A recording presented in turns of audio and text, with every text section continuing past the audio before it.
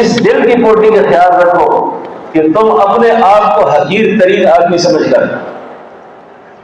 دوسروں کو اس طرح ملو جی بڑا مالدار ہے، بڑے پیسے والا ہے، کاش میں بھی ایسا ہوتا، یہ غلط ہے۔ اسی جہانگیر کو خانہ خانان جو تھا نا، والی کابل، اپنی تاریخ پڑھو، خانہ خانان جو والی کابل تھا، خان حبیب اللہ خان حضرت مجدد کا مرید تھا، اس کو جب پتہ چلا کہ قلعہ گوریار کے اندر میرے مرشد قید میں ہیں،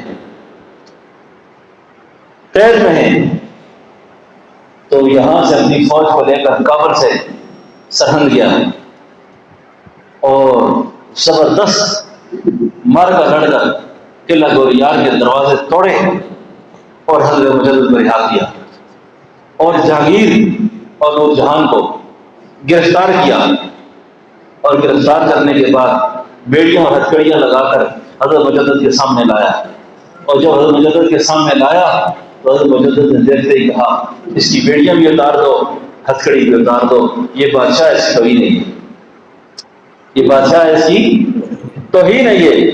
جہانگیر سجدے میں گر گیا، قدموں میں گر گیا اور کہنے لگا حضرت مجھے معاف کر دیں۔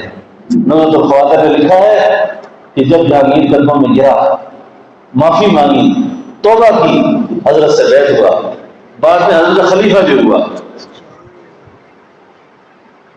یہ بات بھی میں ذرا تھوڑی سی سمجھاؤں گا کہ کیسے ہوا یہ کے ساتھ۔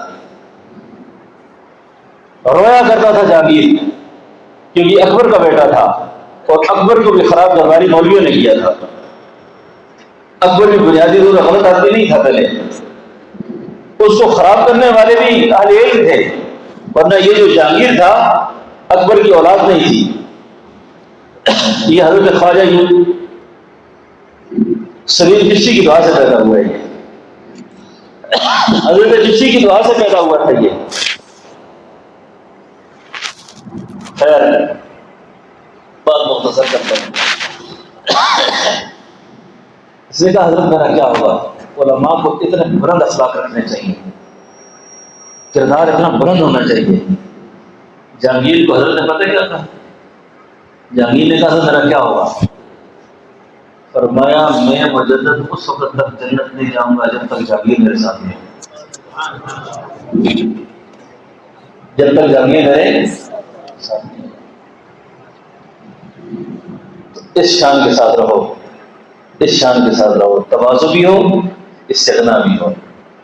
ہم نے کیونکہ امت میں کام کرنا ہے،